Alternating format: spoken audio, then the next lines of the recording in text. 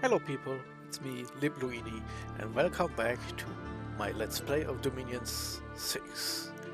This should be, if everything goes well, my third attempt at uploading videos about this shit, and we're right now here in Xibalba, the nation of frog people, with some bats as their personal friends, and we have assembled Fountain, Minnesota, a god to shake the heavens, quite literally in this game. And we are now in fall of year 0 of the Ascension War, so still in the beginning. We finally managed to get some minor construction research, that's good for magic items. And yeah, I'm going to level 3 carefully to add some more options. Dominions 5 and earlier, level 0, level 2 and level 4, so the would have been the points where we get magic items.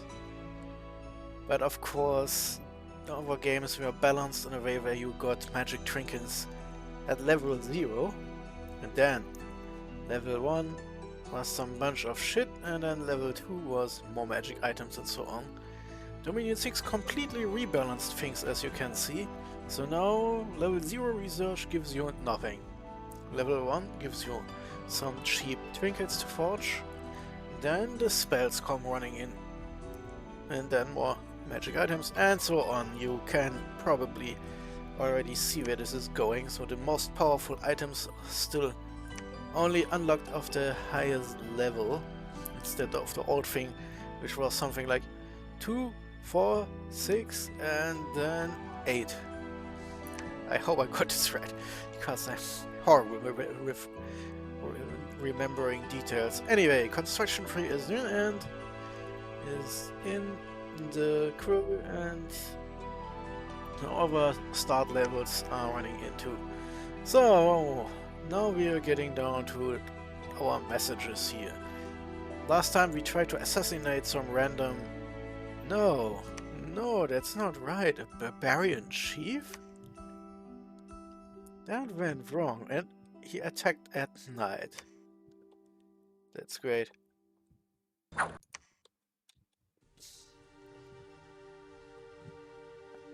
Yes. The good old barbarian knight. And they have really shitty attack skills. So not only did we not win,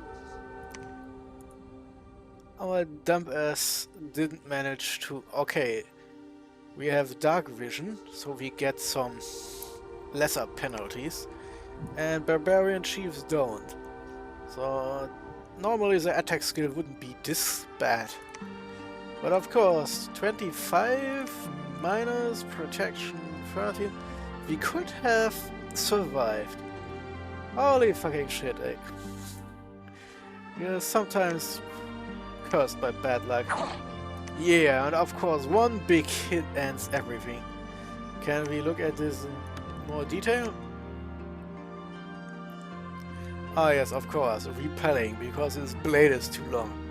That's of course something that's kind of stupid.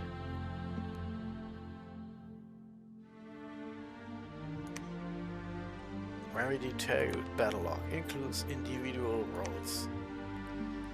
So, attack roll 19. This defense roll 14. Yep, that's a good hit. Then re-rolling damage 25 plus strength versus protection roll of 2 plus 10. So we're taking 21 points of damage and I immediately killed.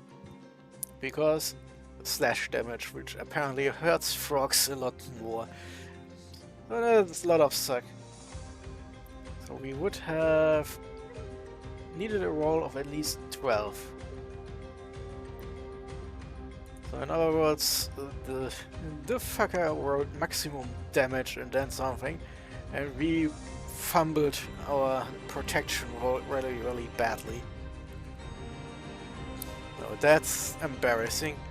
That's the problem with random number generators and their friends, the dice. That's one dead assassin. Our attack in Trollwoods went a lot better. Our stupid dart throwers, of course, were completely useless. But apart from some minor losses, it looks like our Obsidian warriors managed to kill a lot of units without immediately taking losses. So let's look at this in more detail here.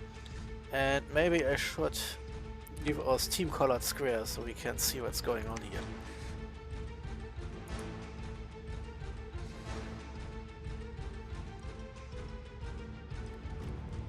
So, the enemy is here. The Jaguar tribe warriors, nice defense, normal attack, and their protection is higher than I expected. Mostly I see other types of tribe warriors and those tend to suck some shit. Well, protection is not as bad as I thought, but of course, since they are completely under independent control, let's see if they can actually use their slings. Will they attack the slings? Range of 30 should mean they're sooner or later getting into firing range. This is another slinger. Are those only slingers? Ah yeah, they're starting to attack.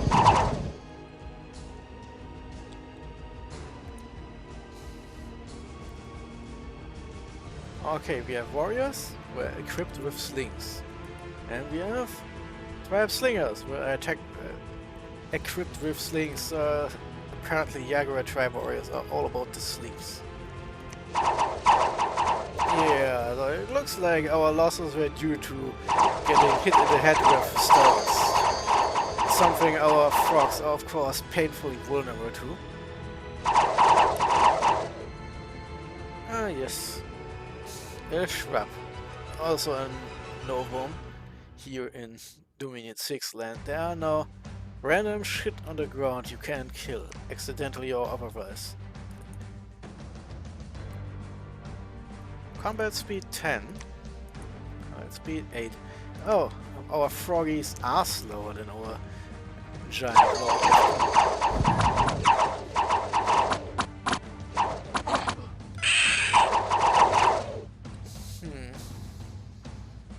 The dart throwers exchanging fire with slingers. Not doing much. Seems at least that our cheap troops have been eating the bullets, so to speak.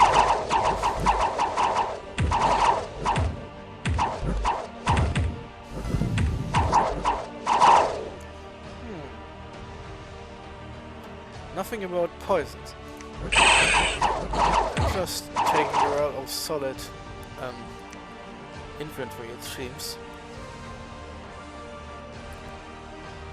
Damage increased by 3 points to blunt hit in the head. Yeah, it's funny. Yeah, of course, the slingers don't have helmets either. So we're getting a lot of bad news if they get head hits. That squad is now running away. Our dart throwers are also running away. Oh, those little cowards. Then we're punching our way through here until they finally run away. This could have been better.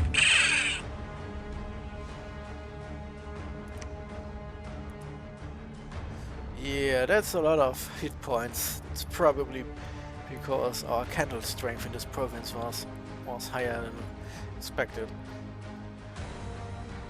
I have no idea if our poison abilities ever managed to trigger, but considering we took 0 losses with our poison frogs, I have no idea if one of the enemy even got to hit them. Then we got an event in Darton. A sage joined us. He searches for a cloud, the library of time. Well, good luck with that. Then in Trollwoods we got an event where the non-faithful decided to emigrate, which means our dominion goes up by 1 and part of the population runs away. And effect is income has dipped a little bit. But at least Xibalba now has a batch of resources more to recruit with. Before I forget, let's do this real fast. Yeah, we can squeeze out another poison frog now. And since we keep losing them, I guess we need another... 25? Ah shit, we have to take one out again. Let's... And we can squeeze another one in. But now I only have enough left for a couple more dart throwers. I guess, since I keep running away, also keep lording off. Keep getting money. Since there is not much we can do with it otherwise. So I'm selecting 3 of these frogs with spears to be the guard commander, and yeah, Bolon Yukte is now prepared. Now I have to fill out his squads a little bit, since alone that's not really getting it. So where exactly are those covards actually at? Retreat details. 5 of them made it back, but where exactly? Did I not recruit as many as I thought of those guys? Well, there are a lot of those oh yeah, Vaughns. So the 5 cowards just went back home apparently. So now we are in a bit of trouble, but not as much as you thought, as you would think, because as we've seen... a little bit back, since he is so much faster than everyone else. As we have seen, the Dartros, they are not exactly optimal. So, target acquisition. Since our pretender still has a sizable army with him, we can still attack. The Baron Craigs are right out because that's far too much horse-type cavalry. Normally I would have chanced it, but it's Dominion 6 land now. And this means the buff to cavalry makes this a little bit too chancy at this stage. Then we have Gaeta with heavy cavalries who can force charge us and with their nice little charge bonus kill a lot of our units outright. So that's too dangerous. Yeah, that would be... yeah, archers of course. They will kill a lot of frogs again. But we have also these guys here. While they have a lot of archers, they're also otherwise really shitty. We could also just go into the Impassable Mountains since they have nothing. But looking at the graphics, I would say it's probably a bit more than 50 here. Here, 100? Maybe not. Maybe. So now I have to be risky because our friend Abizia got reinforcements from another neighbor nearing from the north, and it's Asphodel. And Asphodel is basically undead creatures of the woods, to keep it simple. They will start overwhelming the world with a lot of suck. And my little scout has now to do the job of my assassin since I lost him. At least I keep recruiting new ones for now. One, so please. And you can please go here, because I need more information, because if Abizia came from the underground, I may yet manage to claim the other provinces around, since Abizia apparently walked off into the north. Too bad we are still too far away to see what the hell they are doing there. I'm assuming that the troop was not large enough to do anything. There's also the thing where Abizia, like us, can recruit assassins.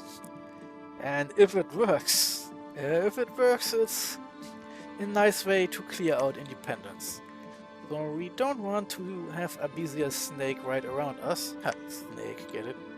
So we will trying this here. It's still fairly deep into our belief zone, so our pretender won't be any weaker, and thanks to the sizable experience points our worm has collected, it will hit something, and then that something will painfully be made aware of those hits. And nothing the Lion Tribe warriors can do will change anything.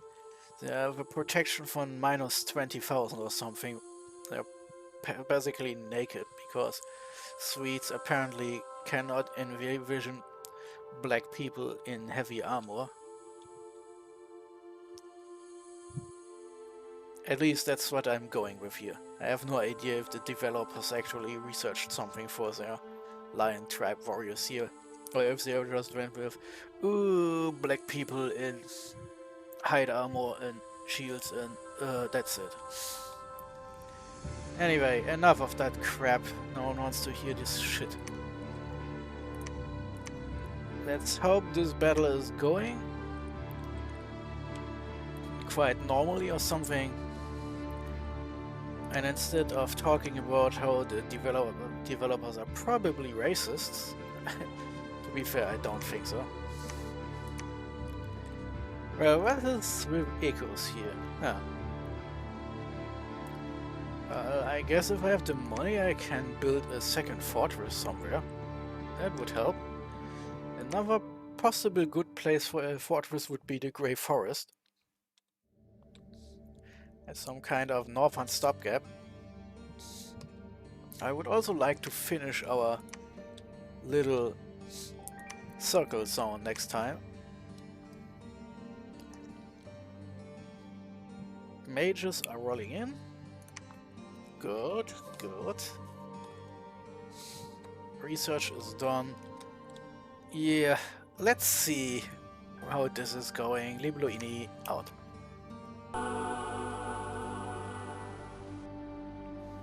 And we're back. Double turn time. This should be still the same video. We are breezing through our research right now because our mages are beefy in terms of research. Then Asphodel attacked the Grey Forest with a fucking huge army and a dragon. Holy fucking shit, if I have bad luck, I have bad luck. So of course we got pasted. Our pretender god survived somehow. And the enemy god didn't. Huh. Wow. We killed nearly 2/3 of the army.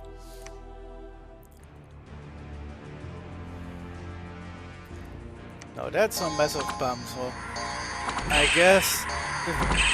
The fuck is this shit? Oh, it is. Poison. My good old friends. This is some random harpy mannequin, so it's an undead harpy. It can restore itself if it gets some nasty status effects, and it's a poor amphibian because it's undead, of course. Can make things sleepy, and of course we have our priests here. Now that's something. Apparently our prophet didn't make it. And we have this guy here, unethically sourced anime gods, the dragon. Well, apparently this is a bad day for anime.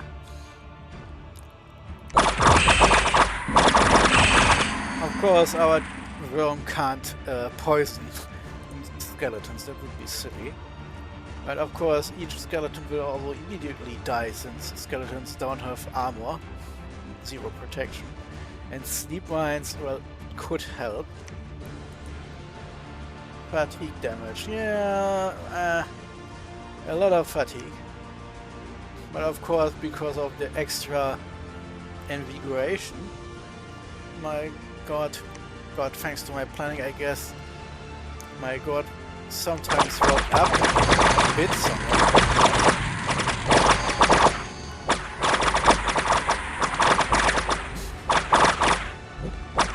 Ouch. What does 200 damage? Mannequin dissolved due to mindless unit breaking. Oh, I guess what happened is some fucking mage died or something. Or moral breaking with mindless units is interesting. Oh, still fairly healthy, and of course he can't run away, so he stays And I guess this dragon then gets pasted because his protection isn't high enough, and oh, of course, he's still alive. It's an alive dragon, and he has no poison resistance. I think I slowly see where this is going.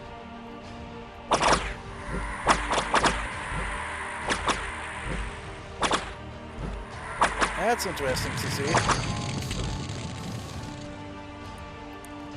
Yeah, that's a lot of fatigue. Fucking hell. So how the fuck did this guy die?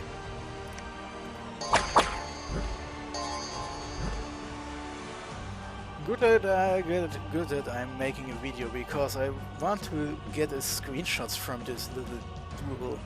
Yeah, the army of Xibalba is rooted, but thanks to making my pretender asleep, he can't run away. And of course, it looks like he's approximately regenerating each hit he gets.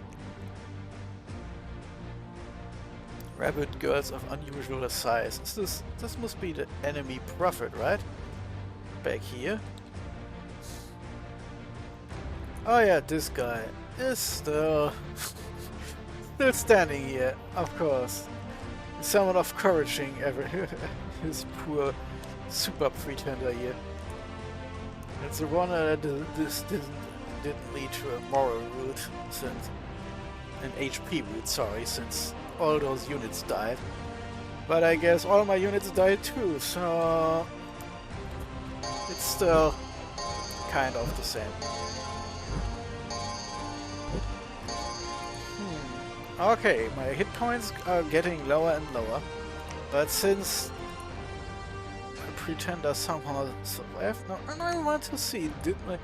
Oh, fatigue is going down, so he's waking up now. At some point, I'm guessing. Ah, that's the reason this isn't ending. Sometimes the dragon doesn't do enough damage, and oh, fatigue is going up again? I'm guessing something is... Yes, 4 different attacks. And let me guess, nope, it's just normal magic damage. I had this idea that maybe he is causing this sleepiness. 72.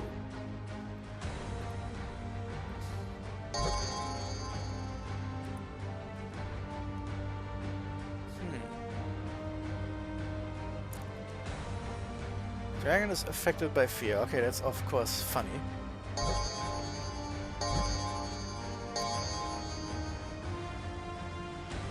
Apparently, we aren't doing anything. Oh, yeah, I keep forgetting he was trying to run away. So why the fuck is the game claiming the dragon died if... Obviously, the fuck? Oh, it's because he's attacking. Oh, dragon, why did you do this? My friend, you are fighting someone who can do 50 damage a turn, similar to like what Yoa can do. That's of course the funniest shit, eh? You couldn't write comedy this good, so... The enemy pretender died because the dragon followed his script and just attacked again. Because he could fly. Because his generation is lower. Here, he is running again. But of course, the stupid dragon is not, I think, poisoned. With this green stuff here.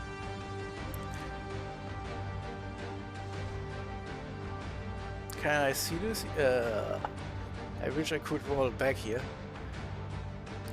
From the lingering poison. Oh my fucking god, is he trying this again? Dragon, no, you're dying of poison. If you do this, you will be in trouble. Oh, you can't really get us. We still have healthy 83 hit points. And he's down to 4. Oh. Yep, and then he died. Holy fucking shit. This is funny as fuck, eh? This dumb dragon, if he hadn't just tried to harass my pretender to death, he wouldn't have get hit once, but nope. Oh, unexpected event. A slave lord gives us blood slaves and money. Oh, great. So now, I guess I have to talk with Asphodel now. And too bad it's 1 a.m. Shit, it's nearly 2 a.m. I guess I have to go to sleep now. Or otherwise I'll be dead at work. Yeah, okay, that's funny. At least this will be a source of some great screenshots to share on our Discord, I guess.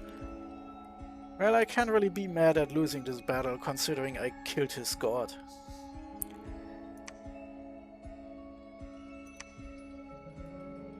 Let's see if we can make some... The fuck? Oh, some other guy. It's the Perianians. That's like little people with some extras or something. They're one of the newest freaks. I don't really know them right now. Wow. That's the one. And of course he regenerated back up to full. That's stupid, of course. Well, our expansion is kind of checked right now. Grey Forest is outside of our purpose, and at least we completely eliminated that Asphodel army we had dort. We saw there. Those guys will probably die if they can't put enough bullets into my pretenders, and they are not exactly dangerous either. On the other hand, since they have crossbowmen, and they just... Well, nope. Gaeta is the province with heavy cavalries, so maybe they turn around now. It is kind of funny. I could attack again, I guess.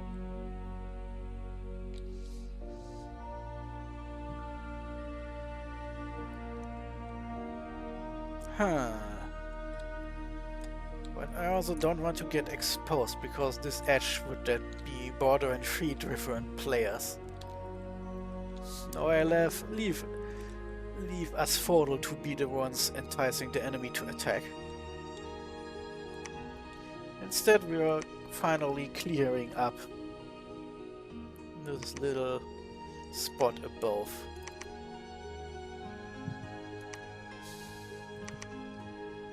Oh, great. Sometimes it's funny how shit can go wrong this fast. Let's give him a little guard commander here. So let's fill this up. Oh, I completely forgot this asshole. Here, I give you spells shortcut. So now we have to take a look to the west. What's going on over there? Yeah, Asphodel is there. Abysia seems to be only this thin line, but of course, if there are reinforcements, you may be in trouble on that front. Let's see, how close is the capital? Let's go straight north to move the blackness a bit back. Of course, my god has to attack again to make sure that he doesn't die, giving him some backbone.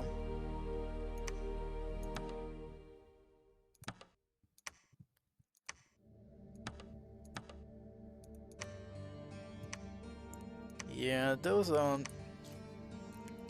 really good for anything, I guess. Trying to keep those troops back. Those are the most important troops anyway, so let's keep them really far away. And behind our normal troops? No, let's set them up as some kind of flanking force. Oh, what's with you guys? You can reinforce these guys. And presto. Of course, Bologna will not do much except walking right back again, since again, Gaeta and the Baron Cracks are not exactly what we can deal with right now. I'm guessing I need some reinforcements from Xibalba, and then we have to push eastward and into the south. My next little guy will be scouting the south. And yeah, of course, I completely forget. That such magic sites auto exist, so he will now wander around our provinces, trying to site search and finding astral sites. And we, of course, are still maximum recruiting here. Let's see. Yep. The next goal should be evocation power up, because there are some interesting spells I can unlock here. Let's see. Water, of course. Falling Frost is level 5, and it's an army destroying spell that would be really useful. So let's go for this first. After those tiny basic spells are done with, at least our mages are a lot in terms of research. They have research, let's look, 50, so a lot. Each new mage boosts us in pretty much a lot. Right now we only have 2 army casters. But we really need more mages fast for research and forging purposes. So I'll leave it at that. But if some more of my new mages come in and none of them rolls another 3rd level in water, I may reconsider and start getting backups again. We are getting to the point where I will have enough money for a 2nd castle, and considering I can just walk into the water if I need to, probably for the best. Delca, of course, would be a nice choke point, especially because of the extreme high income. And again, if I have to fight underwater, archers are worse than useless. But that's for the future. Now I am ending this travesty of a turn, and hope I can speak with my neighbors in the near future. Libluini out.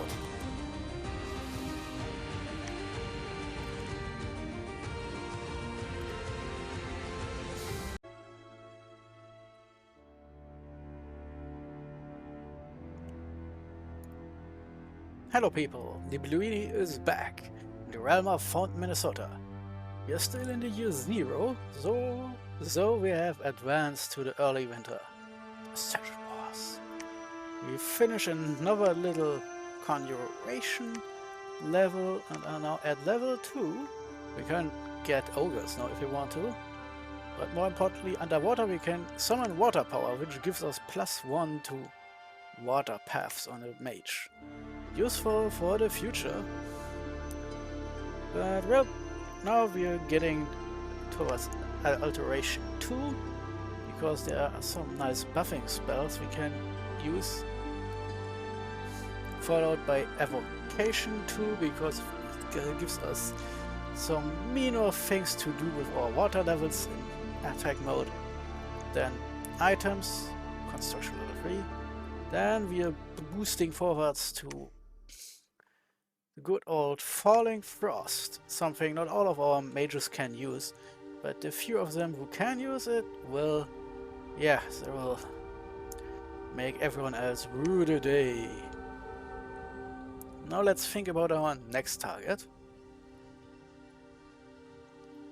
Good question. I see something interesting here.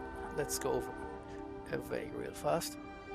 I strike. That is interesting because even our lesser mages can use the spell. It's still magic damage, but not frost anymore. But on the other side, it's also not armor negating or piercing anymore. So it can be resisted simply by having lots of protection. But slash damage is kind of evil because it's giving 25% bonus damage after protection. So if protection can't negate the damage in full, that unit is in for a bad surprise. And slash damage has a higher chance of causing afflictions that are just body parts falling off. And of course it creates a lingering cloud of coldness.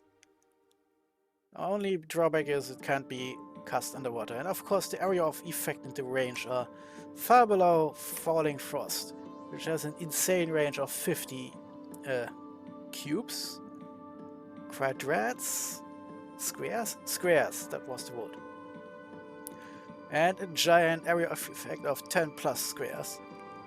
Of course the drawbacks are it's slower than normal and it only does 10 plus damage. So you need a level 4 water mage to even get more than 10 damage. And it can be resisted with cold resistance. So both spells have their pro and cons. More importantly, Daunted Root is Maelstrom, a global enchantment that gives us more water gems, among other things. So evocation, huh? How about it? There's of course more weird shit to find on the other side. The Earthblood Deep Well would be useful since it's giving us Earth gems instead. There are some nice buffing spells.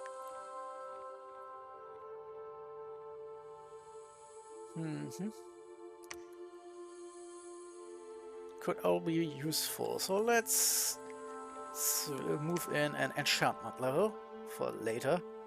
And then let's re-evaluate after I get Falling Frost. So our sage has now auto-searching magic sites but hasn't found anything. Archijab was completely harmless, 0 losses, and most of the enemies survived the battle. I guess they just got scared and ran away or something.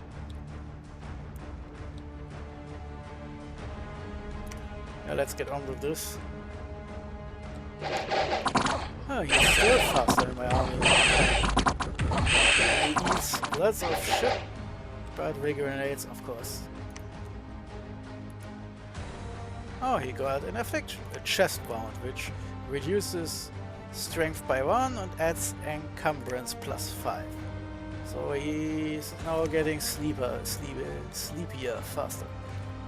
Now look at this. This entire clouded people just running away.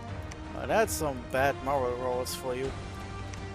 I'm not complaining, but it's kind of funny that this is so anticlimactic after the huge battle in the last turn. And the other player found it hilarious, so no damage done. That in. Warring tribes causing unrest and a loss of population. Is this the second time? Then an Archijab. Gain a Slave's Heart, a magic item. Can we look at it? Whoops, nope, that's for global spells. Items? Yeah, we automatically now it's a construction level 5 item. And the other thing is, yeah, a Slave's Heart. Gives plus 10 moral, creates a Zabbat Slave, which is a complicated type of chain spell where some people give their power for the masters who then get stronger and so on. It comes in 3 flavors. Zabbat Slave is for blood mages, which we currently don't have, but maybe in the future. And it cannot be used by stuff that's dead normally, like chairs or something. Magic chair can't use this heart. The item cannot be removed because it's literally ripping out your heart and replacing it with this artificial one. And it costs a lot of gems and blood slaves. Of killing 15 virgins every time to make one is a lot. So to be fair, eventually hundreds of virgins getting sacrificed will be a lot. And 15 will be nothing. That's the stupid wonder of blood magic. Since we can't recruit blood mages, we could start at some point even. But it's still fairly early. And we don't want our neighbors to start panicking if we go too early into blood, so let's keep on trucking. So this time, I moved the scout over there, so let's go try to climb down into this hole to see what's awaiting us there. There's still... Oh, he hasn't progressed up there. So there's now this little dump Farron Highlands up there, but I don't want to get squeezed too badly between too many players at once, especially as I'm seeing another one up there, Ulm. Middle Age Ulm is basically just knights and heavily armored ground troops. Not much magic. Asphodel is kind of weird here, but I guess that's the thing if you have those weird undead shitty ones. I have no idea what the other players will now do since the Pretender is dead for now and will probably show up in a couple turns at the earliest. Too bad Asphodel is stretched out vertically like this. Would make our own borders more and more accurate if we actually moved northward and used this shit to our advantage.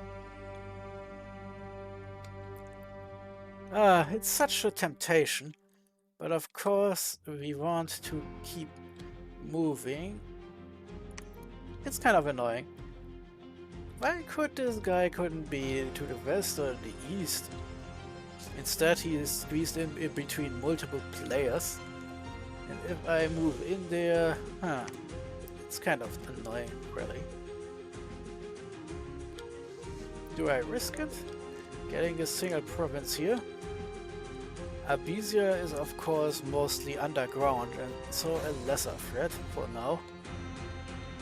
The Great Barrier is the last unit here. I have absolutely no idea. Oh, troops are moving southward again. Yeah, okay, since he is trying to cut us off from the provinces to the east. Well, be my guest, my friend. I don't want to get too close to Armor. In the Middle Ages, it's death. Pure death. Hard to fight. Hard to deal with. Asphodel, of course, is a similar thing, really. Just with plants. Instead of boring old zombies.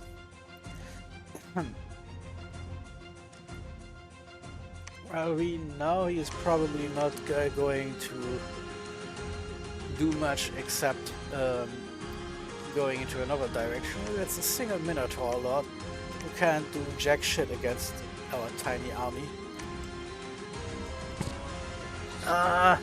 So it's kind of funny. For some reason he's still faster than everyone else. So let's move in and grab this province while we are here. In the meanwhile... Oh, yeah.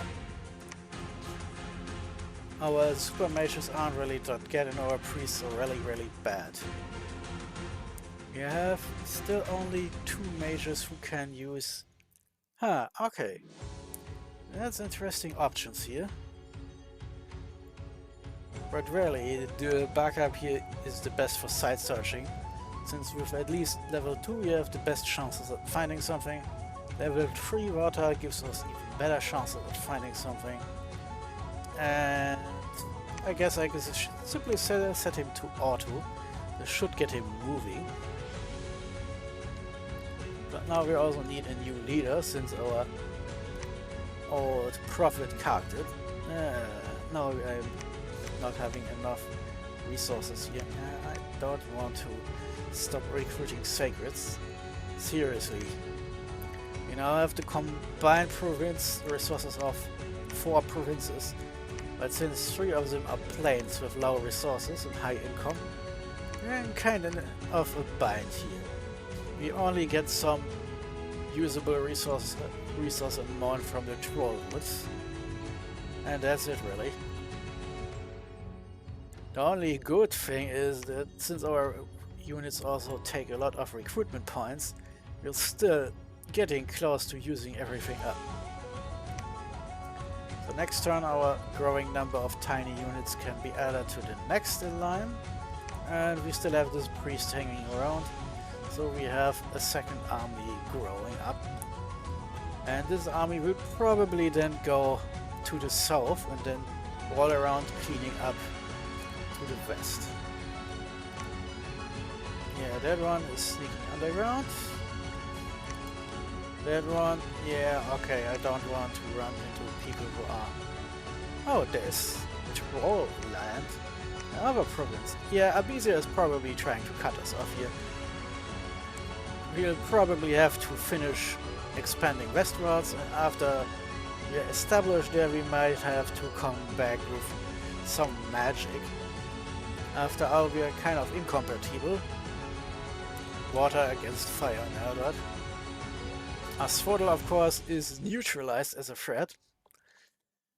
That player will probably have to deal with his other neighbors soon. And we can claim more ground to the south and to the west. We're still collecting money like mad since we're not recruiting fast enough to empty out our stash. I really hope 1, 2, 3, yeah. Too many units and they are weird barbarian lords. We could make a sidestep into the backwoods, since this is a lot less. Would be neat to see how much damage we can do. Drawback is we are recruiting approximately 10 units per turn, and we have approximately 20 now. So next turn would be 30, but this looks like it's more like 70 than 50. Well, I guess I have to march my pretender all the way back then. Since he's faster, I can at least let him join the second army instead for a while. The second army should be at 30 unit strength and at 40 when he comes back. And then we'll make a switcheroo, recruit a new priest for the first army and refresh troop strength. That should be enough for now. Now research. I added enchantment already. Scouting, yeah, we need more scouts, but we're recruiting one each turn. I'm guessing the next scout has to go to the south. Of course, little problem. Those unnatural independent scouts can't swim, so we'll probably have to take a detour. Thanks to all those rivers in the south. Xibalba. Well, that's it really. Short turn, we're still in the beginning and all that. Liploini. Wait. Oh man, but that's too close. It will drain even more resources from my capital because it's attached to his cabinet. Delca, same problem really. Let's see, population points, recruitment points 1. Yeah, that's resources 47. Oh, okay, that's bad. Not enough. Not enough of everything. No idea what's up there, but 2 forest and mountain provinces should supply Delca with enough to recruit something. Well, at least basic units. I guess I could switch to purely sacred units in Xibalba and purely basic units in Delca. That could be a good solution. Hell, we don't really need those, I guess, if I have enough mages. Just have to recruit 2 mages per turn instead of 1. Or at least 1 mage and something else instead of having to switch around. So we need a second fortress. Yeah, that's okay. Now I'm thinking again.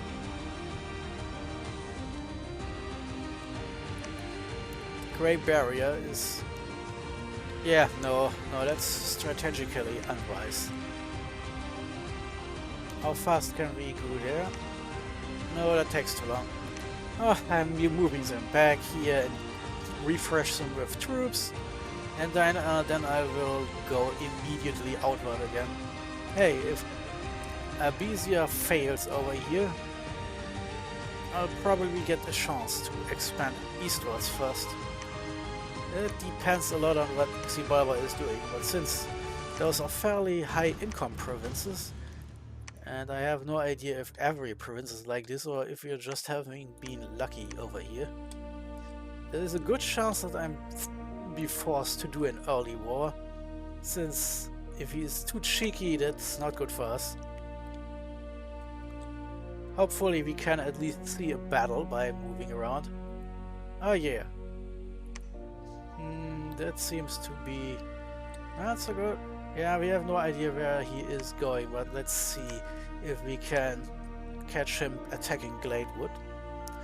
Could of course go underground again or try to get the Pegasus Riders. Really, he has a lot of ways to do problems for me. Of course, if he's taking those provinces, then, well, you're not really yet. I want to wait at least until I have Falling Frost and some combat mages to push his shit in. Falling Frost is, of course, at least kind of misnamed because it can be cast in caves. Not underwater, but in caves, no problem. And because we are actually a cave nation, we have wonderful dark vision on all of our units. Abysia, I think, has it too, but I'm not so sure it. I'm not even really sure if Abysia is a real cave nation or if they just got lucky with access to the few caves in this game. I guess I'll find out. Not much to do here. We need more recruitment units, and then we'll either go to the east if we get the chance or to the south. Each way we'll get some juicy new provinces. And this idiot then will move into Delca and start building our second fortress. Then the other idiots will be auto-searching. Yeah, that's good. Yeah, that's a mess in the north. Until there is a sudden alliance against Asphodel and his killing dominion. I'm out of this.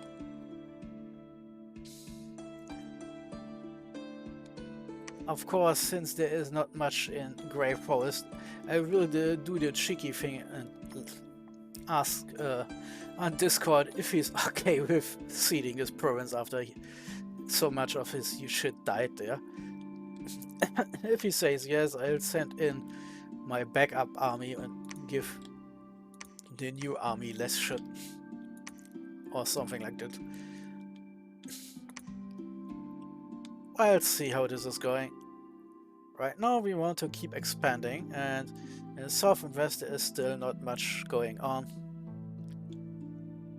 And hell, if we can get to the Barren Cracks, maybe with a bigger army I'll try smashing my worm against it.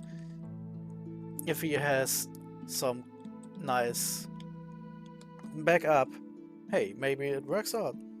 Besides, I'm also getting some more low-level magics, so I could just have him cast some of those if it gets to this.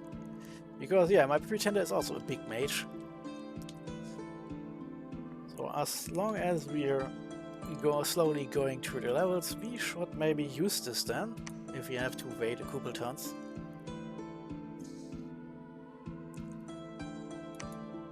Yeah, and then the new leader is... Wait, is it a new leader or did I... Yes, new leader, perfect. So, that's it then. Deployini out.